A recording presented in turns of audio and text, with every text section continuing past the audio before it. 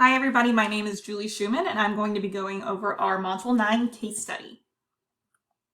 To summate the events of this case study, we are involving Richard, an administrator, James, the owner of a piece of contraband, David, an accomplice to concealing the contraband, their school officer, and the director of secondary education. This happened on school grounds during the school day. And the order of events is that two students are caught exchanging contraband. The owner of the contraband confesses. The school officer disciplines both students. Admin declines to fill out documentation on the accomplice's participation, and admin is then warned with a formal reprimand. So as we approach this, we're going to be looking at the ethical and the legal issues. When we talk about this case study, it presents issues that are legally impacting the community of the school, but also very much ethically impacting the success of the boys that are involved. Some of the legal issues that I'm outlining are really less known as the legal issues and more of the issues that go against the school policies and the school rules against zero violence.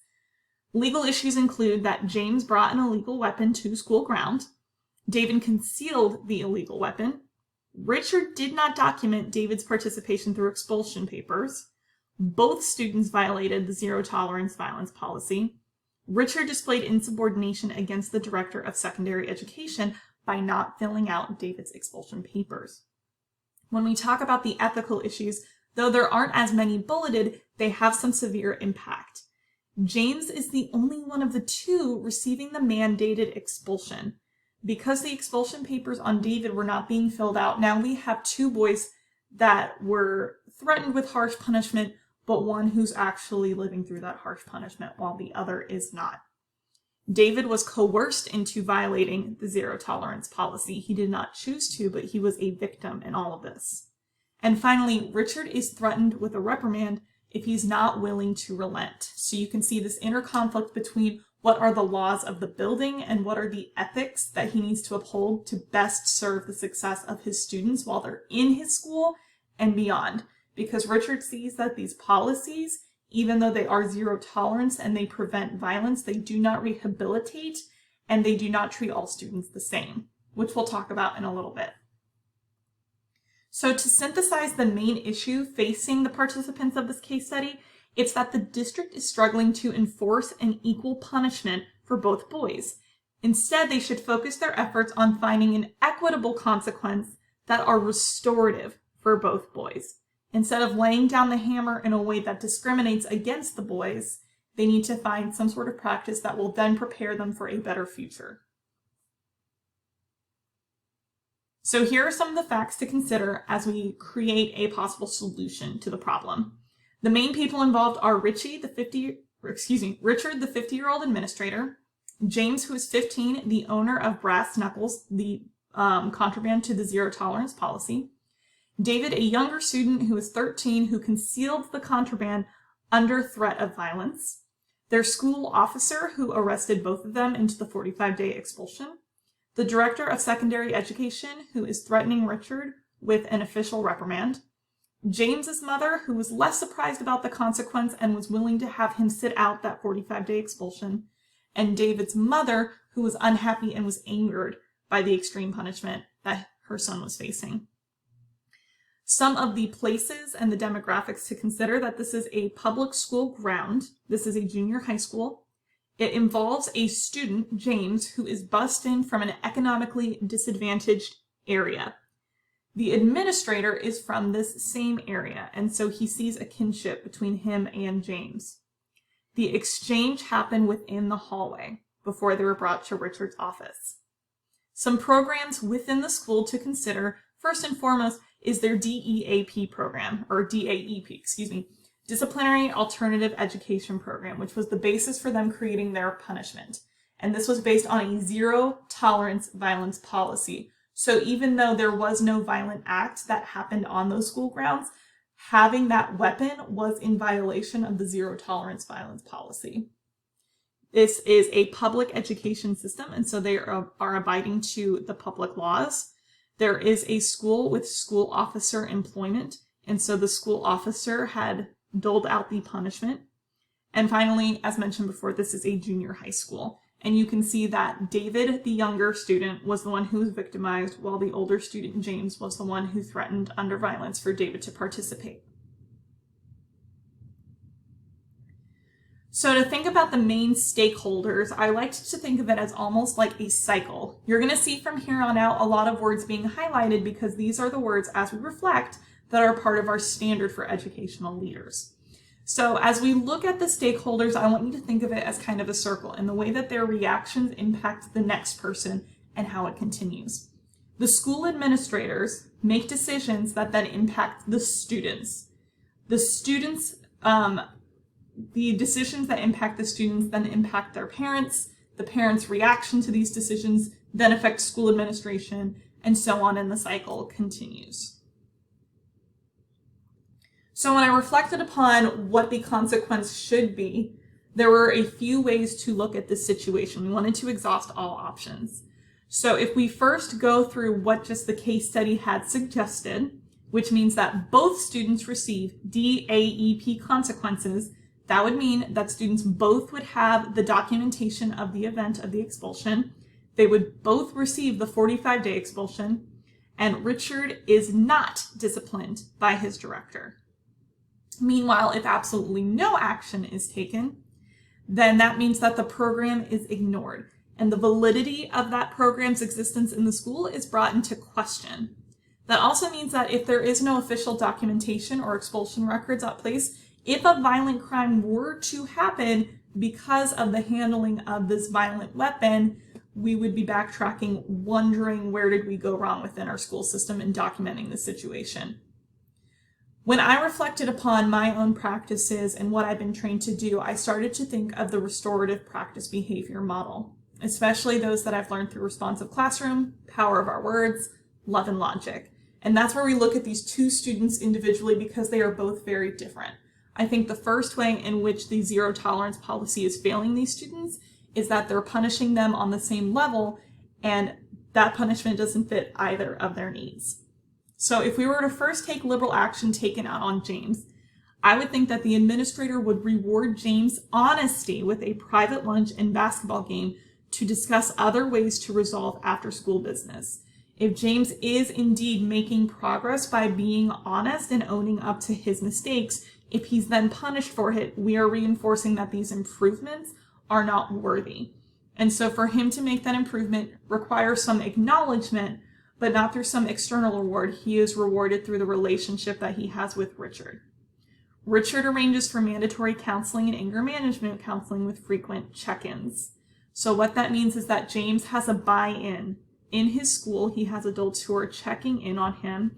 He's getting other stakeholders from the building to build relationships with James so that, for one, he is not participating in after-school business that would get him into violent trouble. And then he's also meeting his individual needs. Clearly, if he is bringing brass knuckles to a fight, there is something that needs to be addressed within him.